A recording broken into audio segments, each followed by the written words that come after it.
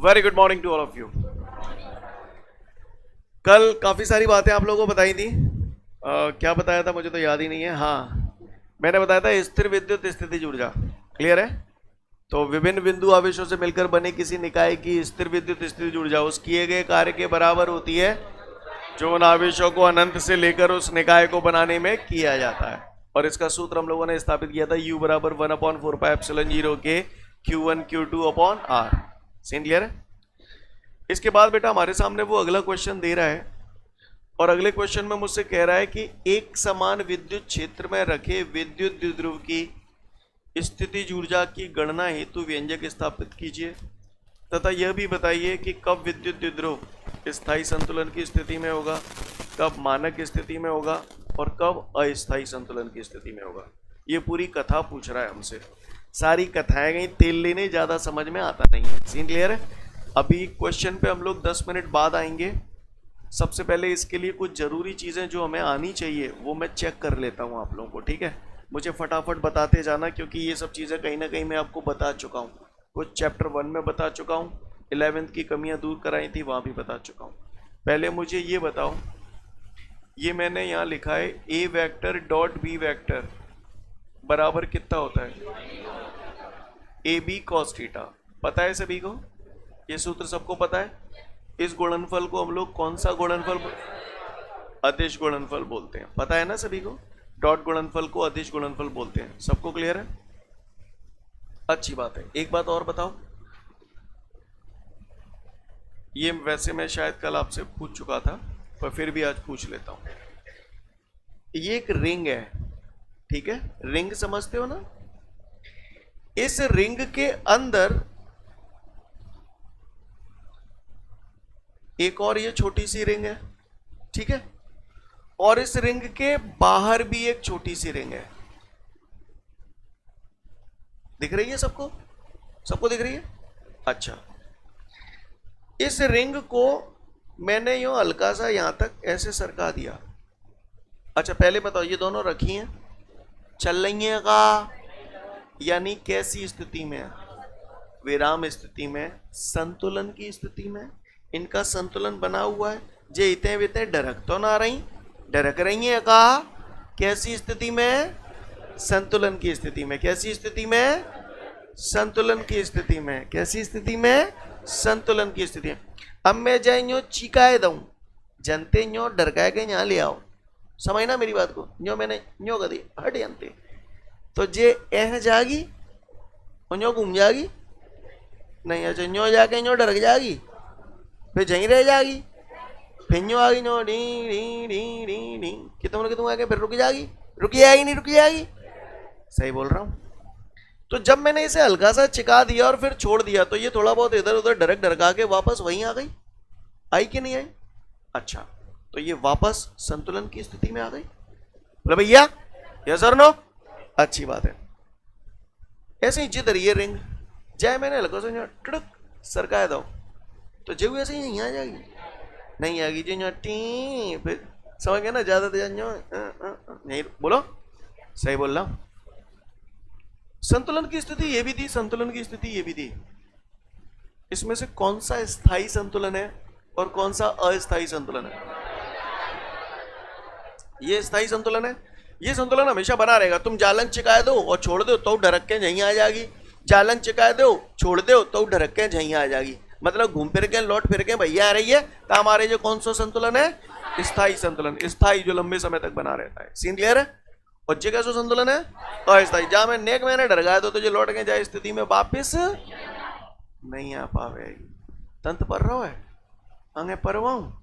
अच्छा, तो समझ गए स्थायी संतुलन क्या होता है और अस्थायी संतुलन क्या होता है? और सुनिए, बताना जरा ये क्या है?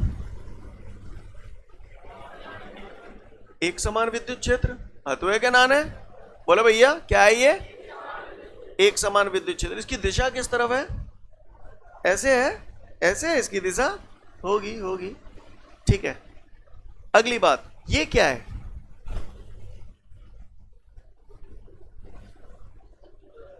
विद्युत द्विध्रुव पढ़ा चुका हूं। द्विध्रुव में दोनों आवेशों के बीच की दूरी को कैसे पता करते हो? 2L से। ये द्विध्रुव का कौन है? केंद्रीय मध्य बिंदु, राइट? सही बोल रहा हूं? कल मैंने एग्जाम्पल दिया था, आज फिर से दे रहा हूं। सचिन ने सेंचुरी बना ली, मतलब 100 रन। मैंने वर्ड सेंचुरी बोला तो आप तुरंत समझ गए 100 रन, है ना? सेंचुरी का मतलब अंडरस्टूड है 100, है ना? ठीक उसी प्रकार अगर कोई आपसे ये बोले कि एक विद्युत द्विध्रुव को विद्युत क्षेत्र में रखा गया है मानक स्थिति में, कौन सी स्थिति में? मानक स्थिति। तो आप हमेशा समझना मानक स्थिति का मतलब होता है 90 डिग्री। क्लियर? अगर कोई आपको बोले कि विद्युत द्विध्रुव को एक समान विद्युत क्षेत्र में मानक स्थिति में रखी है, तो मानक स्थिति का मतलब होता है वो उस विद्युत द्विध्रुव को हमें 90 डिग्री के कोण पर रखना है। तो ये विद्युत द्विध्रुव कितने डिग्री के कोण पर रखा हुआ है? 90 डिग्री के कोण पर। कहानी समझ में आ रही है जो मैं बोल रहा हूँ? बोलो भैया, सीन क्लियर है? कोई दिक्कत? बात समझ गए? ओके। ये विद्युत द्विध्रुव एक समान विद्युत क्षेत्र में कैसे रखा है? मानक स्थिति में। ऐसे बोलोगे? अच्छा मैं ऐसे है ना, ये देख रहे हो आप, ये मार्कर इसे गति करा रहा हूं, गति कर रहा है। तो ये रेखीय गति कर रहा है या घूर्णन गति कर रहा है? रेखीय गति कर रहा है क्योंकि सरल रेखा में चल रहा है। अब ये कैसी गति कर रहा है? घूर्णन गति कर रहा है। क्लियर है? पता नहीं आप लोगों ने पढ़ा है कि नहीं पढ़ा, 11th में ये बात पढ़ाई जाती है। पूरा चैप्टर है घूर्णन गति। और घूर्णन गति में कार्य का जो सूत्र होता है, वैसे तो हमने पढ़ा है कार्य बराबर बल गुणा विस्थापन, लेकिन ये सूत्र लगता है रेखीय गति में। क्लियर है? घूर्णन गति में यही कार्य का सूत्र हो जाता है W बराबर टाउ थीटा। W बराबर टाउ थीटा। वैसे तुमने ये पढ़ा है कार्य बराबर होता है बल गुणा विस्थापन, पर घूर्णन गति में बल की जगह आ जाता है बल आघूर्ण। क्या आ जाता है? बल आघूर्ण। और विस्थापन की जगह आ जाता है कोणीय विस्थापन। और इस सूत्र को हम लोग अवकलन के रूप में ऐसे भी लिख देते हैं, dw बराबर टाउ डी थीटा। क्या लिख देते हैं? dw बराबर टाउ डी थीटा।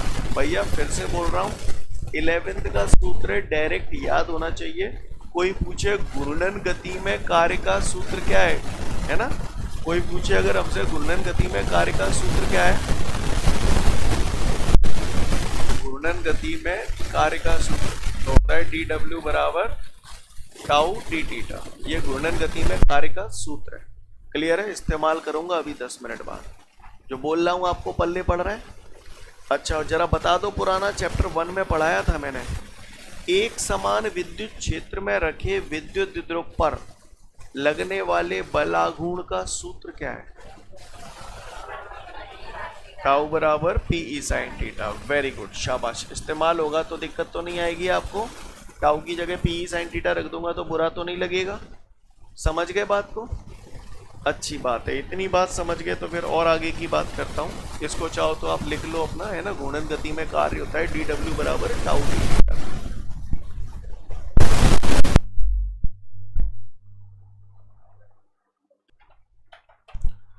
इसके बाद और आगे चलते हैं। कल भी हम लोगों ने स्थितिज ऊर्जा के बारे में बात की थी। हाँ भैया, किसी भी वस्तु में उसकी विशेष स्थिति के कारण जो ऊर्जा होती है उसे स्थितिज ऊर्जा कहते हैं। और ये स्थितिज ऊर्जा काय के बराबर होती है? कार्य के बराबर होती है। बोलो भैया, ये स्थितिज ऊर्जा काय के बराबर होती है? कार्य के बराबर होती है। काय के बराबर होती है? कार्य के बराबर होती है। एक दो बातें और बता दो। द्विध्रुव आघूर्ण पढ़ा था आपने। द्विध्रुव आघूर्ण का सूत्र क्या है? P बराबर Q इंटू 2L। सभी को पता है? एक बात और बता दो, द्विध्रुव आघूर्ण की दिशा कहां से कहां की तरफ होती है? ऋण आवेश से धन आवेश की ओर। तो मैं एक छोटी सी पहेली पूछना चाहता हूं, बताओगे? लो, ये मैंने बना दिया एक समान विद्युत क्षेत्र। ठीक है भैया? मैंने जहां में विद्युत द्विध्रुव दद्दव है, का दद्दव है ये माइनस क्यू आवेश, ये प्लस क्यू आवेश। तो बताओ इस विद्युत द्विध्रुव के द्विध्रुव आघूर्ण की दिशा किधर है? ऐसे होगी, क्योंकि ऋण आवेश से धनावेश की ओर है, तो द्विध्रुव आघूर्ण की दिशा इधर की तरफ ही आ रही है। और विद्युत क्षेत्र की दिशा किधर है? वो भी इधर ही है। तो मुझे बता सकते हो द्विध्रुव आघूर्ण और विद्युत क्षेत्र की दिशा में कितने डिग्री का कोण है? 0 डिग्री। समझ गए मेरी बात को? अच्छा अब बताइए, जहाँ प्लस क्यू है यहाँ कर दो और माइनस क्यू है यहाँ कर दो। अब बताओ, तो द्विध्रुव आघूर्ण की दिशा न्यू है जाएगी, विद्युत क्षेत्र की दिशा न्यू है जाएगी, तो दोनों के बीच में कितने डिग्री का? 180 डिग्री का कोण। जो मैं बोल रहा हूं आपको पल्ले पड़ रहा है? आप तो महान हो। कल बताया था, फिर बता रहा हूं। ये वस्तु है, इस सतह पे रखी है, इस वस्तु को यहां से यहां ले गया, एक विशेष स्थिति में आ गई, तो इस स्थिति में इसके अंदर जो स्थितिज ऊर्जा आ जाती है वो काय के बराबर होती है? किए गए कार्य के बराबर होती है ना। ये सब बातें कल मैंने बता दी थी, सबको क्लियर है? बोलो भैया। तो चलो फिर अगले प्रश्न की तरफ चलते हैं, ठीक है? प्रश्न भी बाद में समझ में आएगा, पहले उत्तर समझेंगे इसका, ठीक है? उल्टा चलेंगे। आ जाओ, अब जरा आप ही बताना, जो भी बताना है आपको ही बताना है। बताओ ये क्या है? अवकलन समाकलन सबको आते हैं, ऐसी उम्मीद करता हूं। क्या है ये? एक समान विद्युत क्षेत्र, ठीक है भैया? इस एक समान विद्युत क्षेत्र में मैंने ये क्या रखा है? विद्युत द्विध्रुव। कौन सी स्थिति में रखा है? मानक स्थिति में रखा है। कैसे पता मानक स्थिति में रखा है? 90 डिग्री के कोण पर रखा हुआ है। कौन रखा हुआ है? कहां पे रखा हुआ है? एक समान विद्युत क्षेत्र में। कितने डिग्री के कोण पर रखा गया है? 90 डिग्री के कोण पर रखा गया है। अब इस विद्युत द्विध्रुव को एक समान विद्युत क्षेत्र में घुमा रहा हूं, तो घुमाने के लिए कार्य करना पड़ेगा, और जितना कार्य करूंगा उतना ही कार्य इसके अंदर काय के रूप में इकट्ठा हो जाएगा? स्थितिज ऊर्जा के रूप में। सपोज करो मैं इसे घुमा के यहां से यहां ले आया, तो नजारा ऐसा हो जाएगा। बोलो भैया। जे हिस्सा सड़क के यहाँ आएगा और जे सड़क के यहाँ आएगा, आएगा नहीं आएगा? अब मैंने मान लिया विद्युत द्विध्रुव जो है वो विद्युत क्षेत्र की दिशा से, देखो पहले कितना कोण बना रहा था? 90 बना रहा था। अब मैंने मान लिया ये कितना कोण बना रहा है? थीटा बना रहा है। पहले द्विध्रुव विद्युत क्षेत्र की दिशा से कितने डिग्री का कोण बना रहा था? 90 डिग्री का। अब कितने का बना रहा है? थीटा का। क्लियर? जब आपने विद्युत द्विध्रुव को घुमाया तो कुछ ना कुछ कार्य किया, और जब कार्य किया तो यही कार्य इसमें काय के रूप में इकट्ठा हो जाता है। हाँ, तो गौर से सुनना। एक समान विद्युत क्षेत्र में रखे विद्युत द्विध्रुव की, ये विद्युत द्विध्रुव है, इस विद्युत द्विध्रुव की स्थितिज ऊर्जा उस किए गए कार्य के बराबर होगी जो उसे मानक स्थिति से उस स्थिति तक लाने में किया गया। बोलो भैया। विद्युत क्षेत्र में रखे विद्युत द्विध्रुव की किसी स्थिति में स्थितिज ऊर्जा, मैं कौन सी स्थिति में स्थितिज ऊर्जा निकाल रहा हूं? इस स्थिति में, है ना? किसी स्थिति से मतलब इस स्थिति से है। यहां पर फिर से बोल रहा हूं, एक समान विद्युत क्षेत्र में रखे विद्युत द्विध्रुव की किसी स्थिति में स्थितिज ऊर्जा उस किए गए कार्य के बराबर होती है जो उसे मानक स्थिति से उस स्थिति तक लाने में किया जाता है या करना पड़ता है। सीन क्लियर है? मैं फिर से बोल रहा हूं, एक समान विद्युत क्षेत्र में रखे विद्युत द्विध्रुव की स्थितिज ऊर्जा उस किए गए कार्य के बराबर होती है जो उसे मानक स्थिति से उस स्थिति तक लाने में करना पड़ता है। यहाँ हल्का सा मैं थोड़ा सा करेक्शन करवाऊंगा, शायद आपके नोट्सों में गड़बड़ है। फिर से बोल रहा हूँ, एक समान विद्युत क्षेत्र में रखे विद्युत द्विध्रुव की किसी स्थिति में स्थितिज ऊर्जा, किसी स्थिति का मतलब इस स्थिति की बात कर रहा हूं, है ना? एक समान विद्युत क्षेत्र में रखे विद्युत द्विध्रुव की किसी स्थिति में स्थितिज ऊर्जा उस किए गए कार्य के बराबर होती है जो उसे मानक स्थिति से उस स्थिति तक लाने में किया जाता है। भाषा समझ में आ रही है? सबसे पहले परिभाषा पढ़ लो, फिर आगे बढ़ूंगा। चलिए तो आगे बढ़ते हैं। यहां तक नजारा क्लियर है? एक बार लास्ट फिर से बोल रहा हूं, एक समान विद्युत क्षेत्र में रखे विद्युत द्विध्रुव की किसी स्थिति में स्थितिज ऊर्जा उस किए गए कार्य के बराबर होती है जो उसे मानक स्थिति से उस स्थिति तक लाने में किया जाता है। डन? चलो, तो स्थितिज ऊर्जा को आप कार्य के बराबर बोल रहे हो, तो ऐसे लिखो, स्थितिज ऊर्जा बराबर कार्य। बोले भैया, है? अच्छा, ये जो विद्युत द्विध्रुव है ये रेखीय गति कर रहा है या घूर्णन गति कर रहा है? घूर्णन गति कर रहा है, तो कार्य का सूत्र क्या लगेगा? dw की जगह टाउ डी थीटा लिख दो।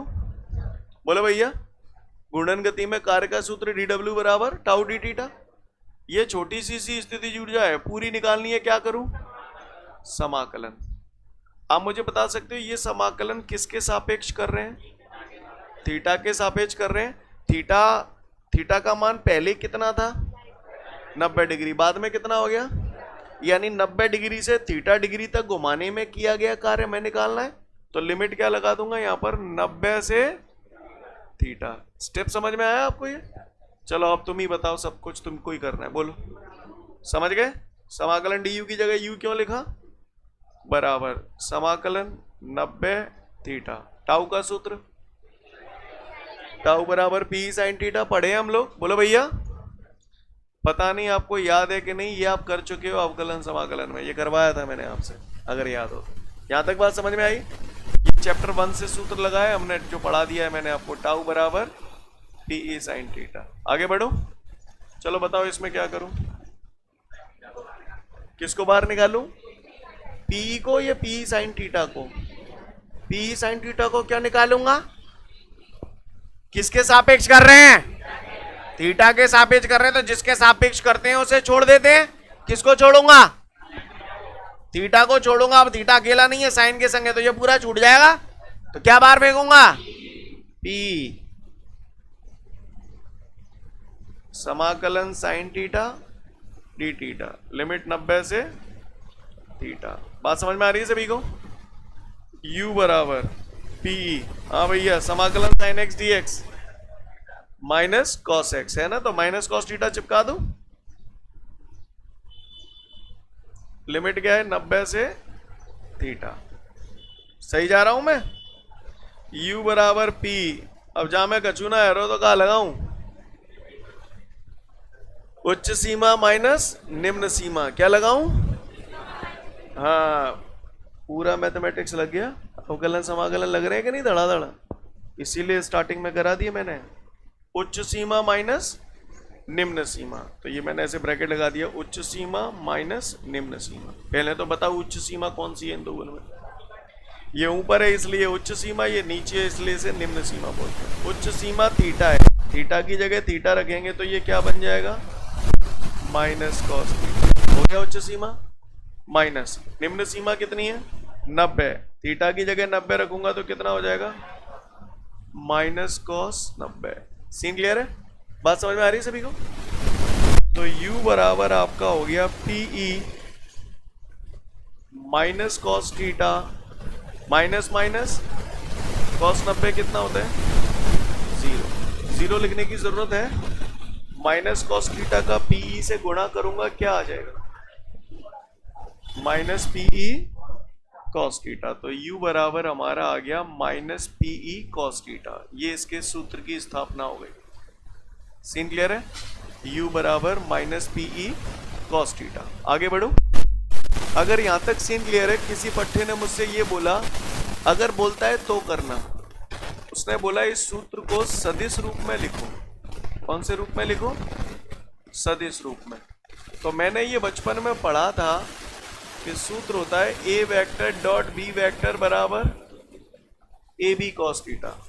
जब मैं ए बी कॉस थीटा को A vector dot B vector लिख सकता हूं, तो पीई कॉस थीटा को क्या लिख सकता हूं? पी वेक्टर डॉट, आपको मेरी बात समझ में आ रही है? देखो भाई, minus minus P E cos theta, जैसे ए बी कॉस थीटा को A vector dot B vector, वैसे ही पीई कॉस थीटा को P vector dot E vector. अब आप बताओ ये अदिश गुणनफल है या सदिश गुणनफल है?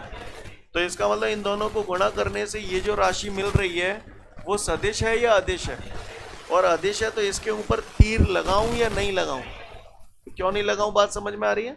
किसी ने पूछ लिया स्थितिज ऊर्जा कैसी राशि है, तो क्या बोलोगे?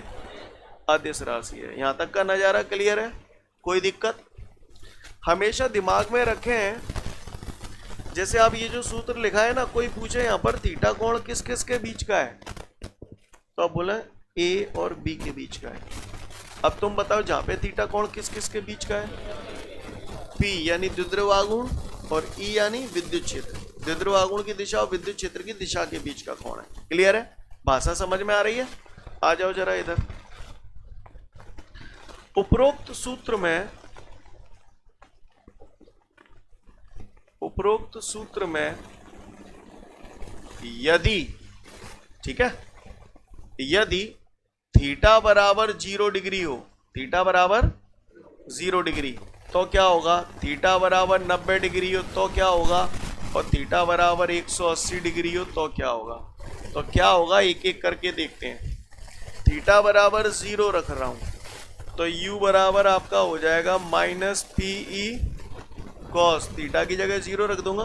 बोलो भैया कॉस 0 कितना होता है 1 का गुणा माइनस पी से करूंगा तो माइनस पी। ये बात समझ में आई। बोलो भैया थीटा बराबर 90 रखूंगा इस सूत्र में तो नजारा क्या हो जाएगा u बराबर minus P E cos 90। Cos 90 कितना होता है 0 का गुणा पी से करूंगा 0। तंत ही नहीं पढ़ रहा हो। क्लियर है। बोलो भैया और थीटा बराबर 180 डिग्री रखूंगा तो ये हो जाएगा u बराबर माइनस पी ई कॉस 180। सही जा रहा हूं। माइनस पी ई कॉस 180 कितना होता है -1। -1 का गुणा माइनस पी से करूंगा तो क्या आ जाएगा पी। बोलो भैया सीन क्लियर है। हाँ किसी को कोई दिक्कत बात समझ में आ रही है। गौर से देखिएगा जब थीटा बराबर 0 डिग्री था तो u बराबर माइनस पी। थीटा बराबर 90 था u बराबर 0। थीटा बराबर 180 था तो u बराबर पी।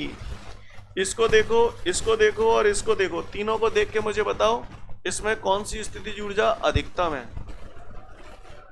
ये वाली क्योंकि ये धनात्मक है ये 0 है और ये ऋणात्मक है तो धनात्मक वही सेकंड ज्यादा होगी नहीं होगी तो यहाँ पे स्थिति ऊर्जा अधिकतम होगी। बोलो भैया न्यूनतम कहाँ पे है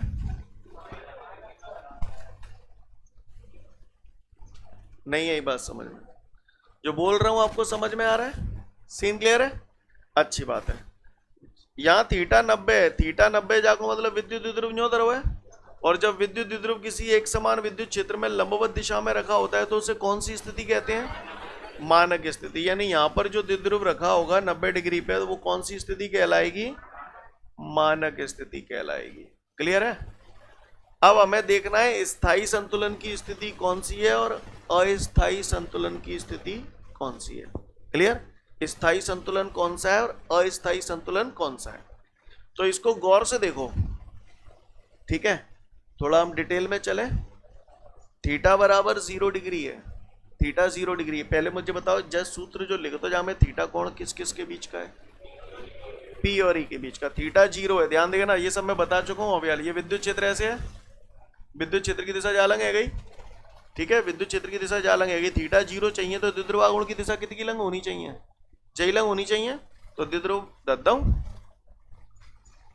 माइनस कौन सी लंग लूं प्लस कौन सी लंग लूं जो आप बताओ। हाँ माइनस जालंग लेंगो प्लस जालंग लेंगो तभी तो द्विध्रुव आघूर्ण की दिशा जालंग होगी। बोलो भैया अब आप देखिए विद्युत द्विध्रुव और विद्युत क्षेत्र एक ही दिशा में हो गए तभी तो कोण 0 है। अब ये स्थायी संतुलन है या अस्थायी संतुलन है ये हमें चेक करना है। समझ गए ये हमें चेक करना है। तो आप बताओ मैंने अभी वो रिंग वाला एग्जांपल दिया था आपको समझ में आया। आप बताओ इस द्विध्रुव को अगर मैं घुमा के थोड़ा सा यों कर दूं ऐसे कर दूं प्लस क्यू इधर आ जाए माइनस क्यू इधर आ जाए तो मुझे मालूम है जाए जैसे ही यों करेंगे तो प्लस क्यू आवेश पे बल किधर लगता है फेंके याद आ रहा है क्यू ही इधर लगता है माइनस क्यू पे इधर लगता है। जाए अगर मैं घुमा के यूं कर देंगे तो प्लस क्यू जाए यूं खींचेगो माइनस क्यू जाए यूं खींचेगो घुमा के वापस यूं ही ले आओ।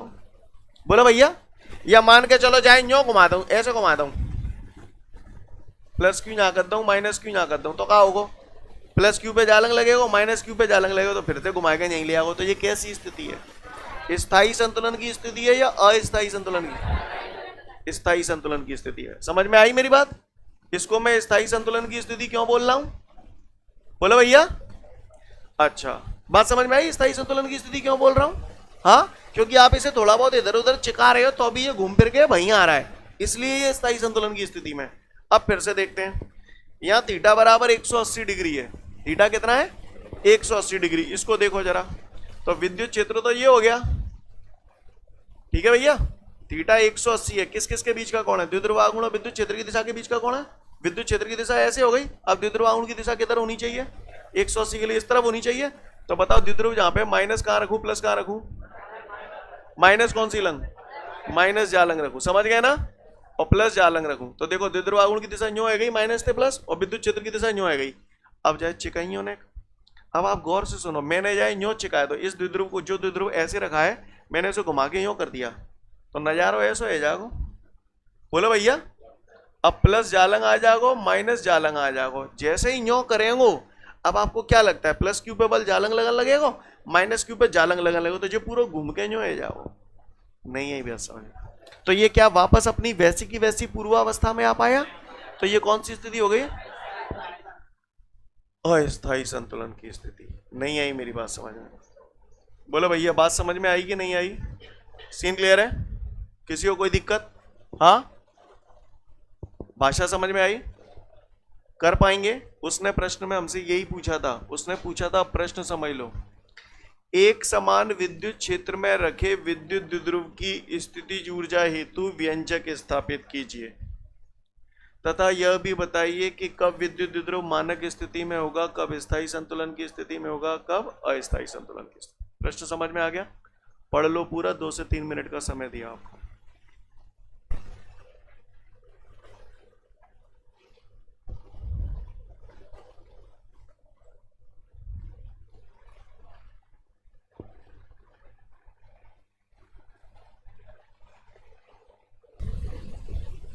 ठीक है, तो फिर कल मिलते हैं। जय हिंद।